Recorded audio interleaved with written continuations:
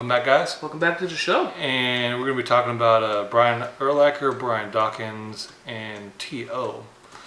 First things first is the Bryans. And Brian Urlacher was an amazing linebacker for the Chicago Bears. Revolutionized the position at the middle linebacker. He was 6'4", 230, 240-ish. I don't exactly remember how much he weighed, but he was huge, and he really changed that position. He adds to the amazing legacy of Chicago Bears middle linebackers and his linebackers in general. He's one of the greats. I don't think he's better than Buckets and Singletary, but I think he's definitely number 3. Kind of a little surprised he's the first ballot, but I'm not angry about it. I mean, I'm happy for him.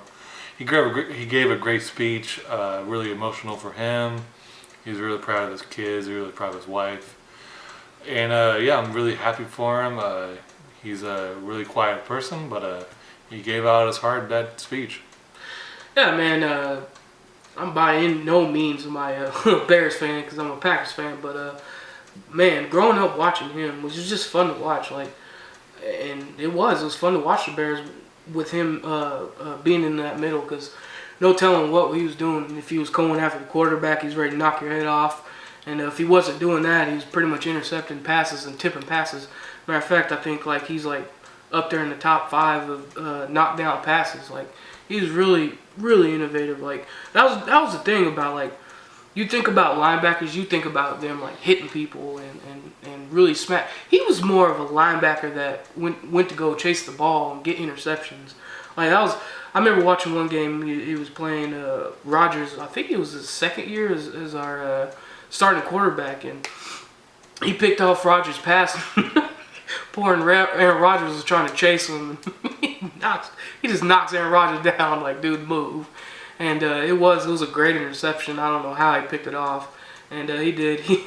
Rodgers tried to chase him down, and it just wasn't happening. And yeah, man, like I said, by no means am I a Chicago fan, but it was really fun to watch him play because he was just a really talented player at that position. And that's one of my favorite positions as linebacker, so it was really fun to watch him play, and he had a great speech, and I think he's a first ballot man.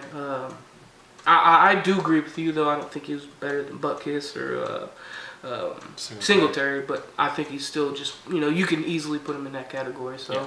I'm happy for him. Brian Dawkins got in. I'm really happy for him as well. He was an amazing player. And he's a really amazing person as well. Oh, yeah. He gave a really great speech about his depression. And honestly, he was thinking about suicide because he was going through a lot of things in his life. And about how he wanted to do it a certain way for his wife would get the insurance money. So right. He really was thinking about it. And I'm really glad he didn't do those things. Yeah. I'm glad he's going to be strong for people that really struggle with those problems. Yeah, man, he's amazing safety. I'm glad he's in the Hall of Fame.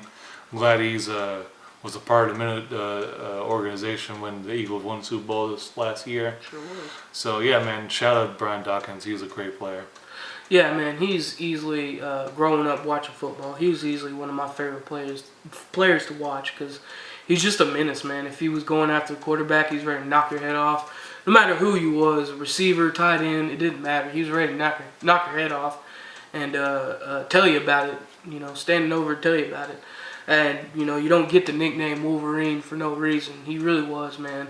You can even go find pictures of him literally soaring in the air like Wolverine just to tackle you. That's how menacing and how much a competitor he was on that field. He was ready to do whatever it took to win that game for his team. And man, he was just so fun to watch, and he would do that crawl on the ground, and it just looked menacing. And he was one of the greats, and one of the greatest things that I've heard probably this year, honestly, is this story that they called him, I believe, the day before the Super Bowl, and told him he was going to be in the Hall of Fame, and then the next day the Eagles win the Super Bowl. So yeah, it's like what he said. It just felt like. It was like a nod to him and an ode to him, hey man, not only you're getting inducted, but your team just won the Super Bowl. And yeah, he said, man, he's just a great person, and thank God he didn't take his own life because I think he's a wonderful man. And yeah, man, well deserved to be in the Hall of Fame, first ballot for sure. Alrighty, we're going to go to a break right quick, and we're going to knock out the 2 receivers, and then we're going to take one more break and talk about Ray Lewis. So, welcome back, guys. Welcome to the show. And our battery died, so we're going to have to do a little clip over again, but we're just going to talk about T.O., and then we're going to talk about Ray Lewis and Randy Moss on our next little part after our break. But, T.O., he didn't go to the Hall of Fame ceremony. People were probably aware of that. And, I understand why he didn't do it. The election committee is kind of ridiculous. Yeah. They had grudges against him because he didn't get along with the media. And they kind of, what T.O. said, they kind of changed the goalpost, so to speak. I mean, it used to be just because of you're on the field thing. Now it's both when it comes to him.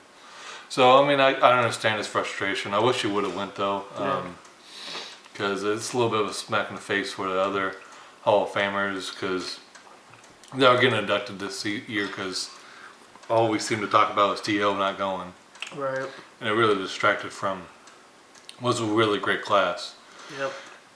But, shout out to T.O. He's one of the greatest receivers ever. Definitely had the numbers. Should have been a first ballot Hall of Famer, but he wasn't, and hopefully the election committee can kind of change their ways a little more, which it seems like they're probably not going to. Yeah. They might put in this rule that you have to go to the thing or to get inducted, so I think that's kind of ridiculous. Right.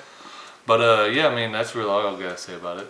Yeah, man, I'm a little in the same boat with him. I get why he didn't go to it, but at the same time, I think he still should have went just to show respect to the other Hall of Famers, man. It's just a sign of respect and to congratulate them as well, you know what I mean? Because they're a part of the, no matter what you say, you're a part of that, so to speak, family, because it is. It's a family of NFL players, so that's about the only issue I have with it, you know. Otherwise, he's a grown man, he can do what he wants, so. But yeah, I think it's well deserved. I think he's a first ballot man. He's just like the other receiver in the Hall that just made the Hall of Fame with him. He's in the same boat, man. He kind of re-innovated the wide receiver position. Big, tall, can go grab the ball and be really great. Like every team he went on, from the Cowboys to the Niners and so on and so forth. He's made an impact on that team. Even Buffalo, when they were struggling, he was actually playing really well for Buffalo. So. Yeah, man, he's another re-innovating wide receiver at his position, man, and well-deserved. So, yeah, that's all we got to say about T.O., and we're going to come back and talk about Randy and Ray Lewis.